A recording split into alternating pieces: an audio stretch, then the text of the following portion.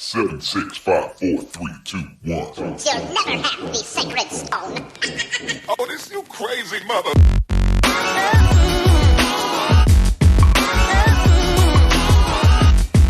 Is she satisfied or dissatisfied? She is just a customer, just like everyone else. Like always, giving it to you raw and unedited. Over to you, the short one.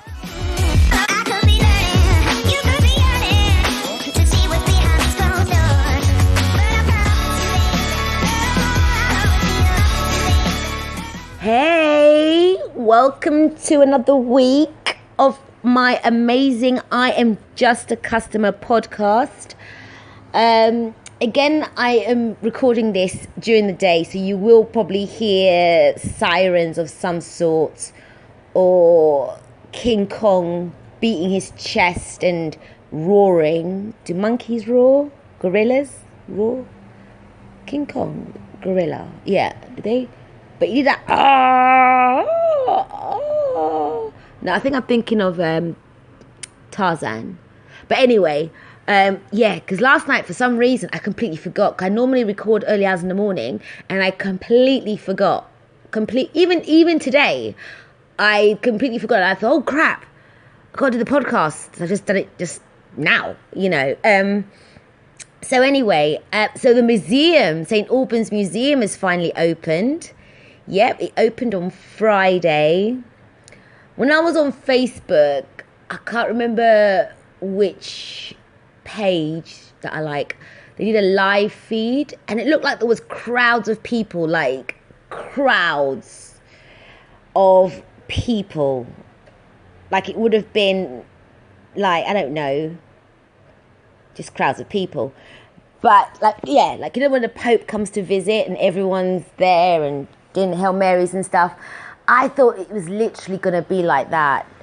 But when I went out, let's say about an hour after it opening, I guess, I don't know, whatever, it was no crowd.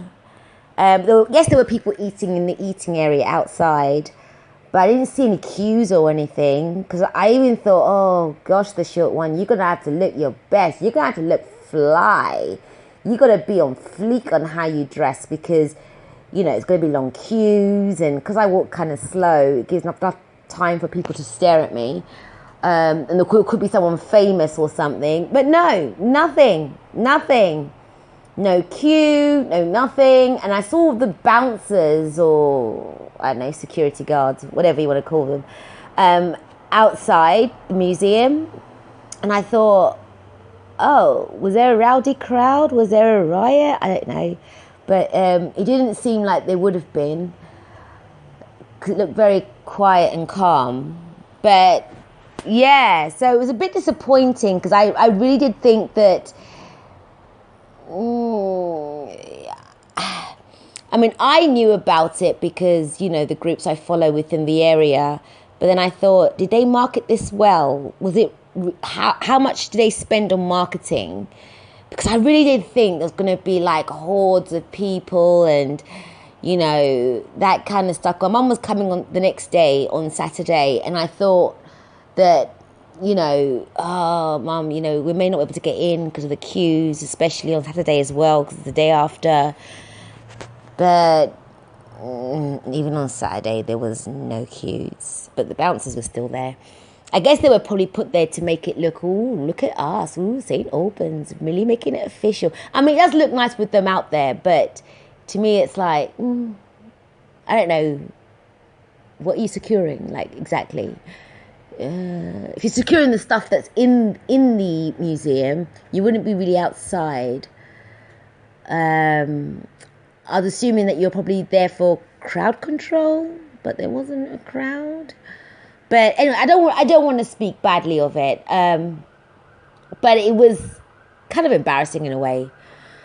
So, so I went into a corner shop and in the high street, and I was talking to a shop owner, and this is the day that he had opened. Oh, police car's coming. Not for me though. I'm all legit. Yes, I went into a shop and I was speaking to shop owner, and I was the only one there, and he looked really sort of fed up, and I was like, what's wrong? Me and my banter. The thing is, I had an appointment to go to, and I had 3 minutes to get to my appointment. But I started the conversation, so I had to deal with it. And he was, and he was just like, oh, the museum. You'd have thought that there were going to be loads of people. I guess he thought that, if there's loads of people, he gets loads of customers. And he said the same thing too, that the marketing that St. Albans did was practically, looked like there was no marketing. Like everyone looked like locals. And so we had a little bit of a chat, a little bit of a gossip. So we were talking about, I asked him about the BHS. I still can't believe the old BHS building is going to be turned into a hotel with restaurants. But he was saying to me that, because obviously I'm new to St. Albans, so I don't know too much. But he was saying to me that the hotel behind it, I've forgotten the hotel. It's a chain. The one with Lenny Henry, I've forgotten what it's called. But anyway, he was saying like they struggle to fill up their rooms. And he's surprised they're opening an even bigger hotel when the one behind struggles badly. And he made a good point. He was saying, because I was saying to him that, it's such a shame seeing all these like small businesses go and turn, and then it's the chains, the big guns who are taking over. And he said, actually, having the big guns coming increases the foot traffic, which actually in turn helps the small businesses. And I actually thought, oh, that's a point. He's got a point there. But I still think, especially like St. Albans, it should be more small businesses, like independent shops than the big guns. But I suppose he did have a point. But he did say that, cafes and that kind of stuff, they tend to thrive. So, you learn something new or another perspective. So, come the weekend, market day, and I went to go and hunt for the butcher. My mobile butcher, he's still not there, or they're still not there because it's two guys. I'm a bit concerned. I'm thinking, where are they? And loads of thoughts come into my head, all negative that I can't repeat. But I'm just thinking, where are they? I need my ribs. The short one needs her ribs and her pork chops and her chicken. I've had oxtail from there as well once, but I don't have to cook oxtail, so I gave it to my mum. Their sausages are nice, the Cumberland sausages. I was really struggling not to stutter there. They're nice, but I literally ate so much of them when I first moved in that I'm sick of them. But they're so good. I do miss eating them, they're so filling. But I don't know where the hell they are. Like, seriously, where is the butchers?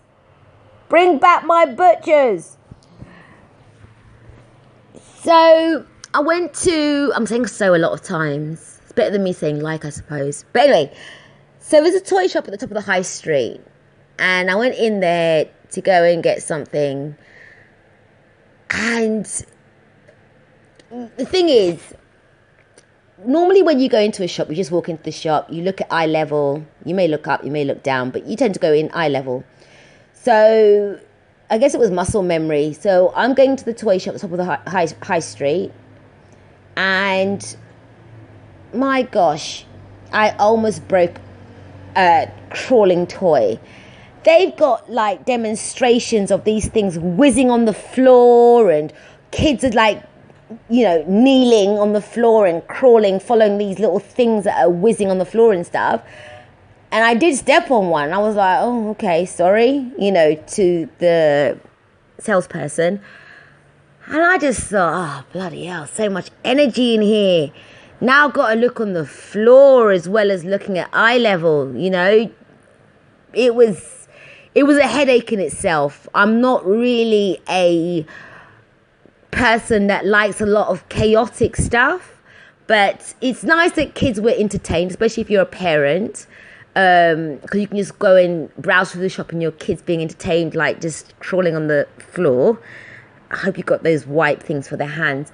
But it was chaotic, and what I wanted was the back of the store. It's like, oh gosh. But when I came out, I just thought, okay, great, But lucky enough, they never told me to pay for the item because I literally did like step on it. But yeah. So anyway, let's have a quick break. So don't forget on the website www.iamjustacustomer.com. On Facebook and Instagram, I am just a customer, and on Twitter, it's I'm just a customer. Don't forget, wherever you're listening to it, don't forget to review, share, do all that kind of jazz. What else am I missing out? Yeah, tell everyone about it as well. Do your thing. Support. Okay, going back. So in the market, there was quite a few stores that hadn't opened. And yes, I know people get sick or people, they need a holiday as well. But it would be nice if there was people would get someone to help them out at the market. So you're always there. I mean, whoever was not there, I guess I didn't need anything from you. Because it wasn't like, I can't find where I get this or that, except for the butchers. But if there is somebody that's loyal to you and then they come to you and it's like, oh, they're not there, it's not really a good thing to have. It's not a good thing to have. And I don't know if it's your fault or the council's fault, but to me, seeing an empty store, especially on a Saturday, it's not pleasant. But anywho, so 2 questions. When is sweet corn season? I'm actually craving right now, as we speak, for sweet corn. I want to nibble on some sweet corn like a squirrel. Is it squirrel? Rabbit? No, rabbits don't eat sweet corn. Squirrel? When they're sort of like, I want to do that to the sweet corn. I'm actually wanting sweet corn. Sweet corn on the cob. That's what I'm talking about, corn on the cob. Not that didn't make sense if it was sweet corn, right? Especially when it's in a tin. No, corn on the cob. That's what I'm looking for. I saw a couple in the market, but they look a bit disheveled. So I guess it's not season yet. But I'm really, really, really craving for some corn on the cob. And then also, when the hell is it the massive, big football-sized nectarine season? I can't talk today. I don't know what's going on. I just cannot talk. I think it happened last week on my previous podcast. I'm finding it like I'm struggling just talking. And I talk a lot. You'd think that I would have mastered the art form of speaking, but I'm finding it really problematic. But yeah, so those massive nectarines, like you have to literally hold them with 2 hands. They're like the size of a massive football. I don't know if footballs come in different sizes, but like a basketball. Like you got to hold it with like 3 hands and, your kneecap, because you got to position yourself properly. And it is so good. And especially when they're really soft, they taste like a really good mango. For some reason, whenever I eat it, I always think mango. It tastes like a really nice mango. And then the skin is like a little bit sharp in taste. But it complements it when you take that big bite and the juice just spurts out from the side. Oh my gosh, I feel like I should be an advert. I should do an advert on nectarines. But yeah, they're so amazing. I can't wait for that season to come out. Yeah, because I'm going to just pile up my fruit bowl with like massive nectarines and a couple of avocados. I love avocado. Yeah, so I've got a new bed. Came with a mattress, and I need to contact, is it Manus, the charity people, to come and collect the old mattress. I think they take mattresses, I'm not sure, but I'll find out. But I'm on 2 mattresses, and oh my gosh, number one, it literally comes up to my neck if I stand at the side of my bed. Everything, so I have to literally do a run and jump, like you're doing, what's that sport called? High jump. But I don't have a pole. Maybe I should use my Hoover as a pole. But yeah, I have to literally do a run and jump to get onto the bed. And when you get on the bed, you bounce. It's like, woo, I'm touching the ceiling. It's like, woo, I almost hit my head on the ceiling. But yeah, so it's very bouncy. It's like a bouncy castle. And my inner child just wants to get up on the bed and start jumping on it. But I don't want to hit my head against the ceiling. Even though I've got high ceilings, I don't want to hit my head against the ceiling. So on Sunday, went with my friend and her kids and her fam to, do you know what? I've been here since 2015. I still can't pronounce the word. So I'm going to try. Here goes. Verulamium Park. I've got that completely wrong. So I went to the park, the massive park, and we walked. We went to that water park bit, the splash park, whatever it's called, because we were with child, and long ass walk. And I ran. I raced the little kid. Oh my gosh. It was my idea. I was just like, let's have a race. And she was like, yeah, okay, cool. So I gave her sister my bag. And the thing is, I didn't even think twice. All I kept thinking was, you know what, the short one, channel in your Zola bud, your Flojo, I'm trying to think of female runners, Sarah Radcliffe, without stopping to have a piss or a shit or whatever she did those years ago. So I gave this to the bag, and I was like, on your marks, get set. And bearing in mind, at this point, I didn't think anything of it. All I just thought was the race. Because with her, she's only 7 years old. My thing with her is when we're competing for anything, whether we're playing a game or whether we're about to have this race I'm telling you about, I don't treat her like a child where it's like, oh, let the child win. I beat her fair and square. So anyway, I did that whole neck thing, you know, when you sort of like getting ready to do the race and everything. And I was like, ready, steady, and I went, go. As soon as I just did that one step, and I thought, what the fuck are you doing? Oh my gosh. But anyway, I'm still running. I had legs like Usain Bolt when he was the fastest man, because he's no longer.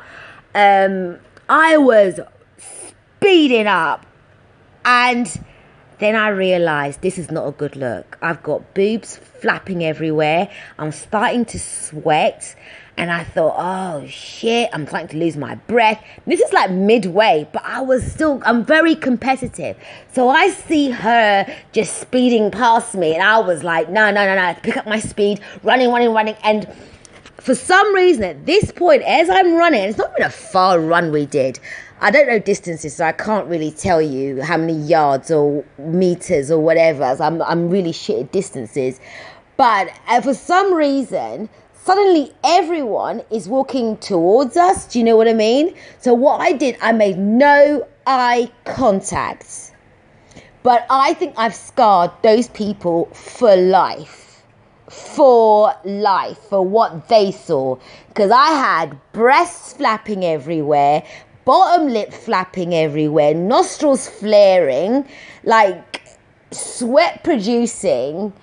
And, you know, when we got to our ending, the finish line, I realised how unhealthy I am. I couldn't talk. I was literally like, I was literally like out of breath. The thing is, it wasn't even a far run. It wasn't even far. But it was just like, oh my gosh. And because we ended up at the Ye Old Fighting Cocks or Ye Old Cocks.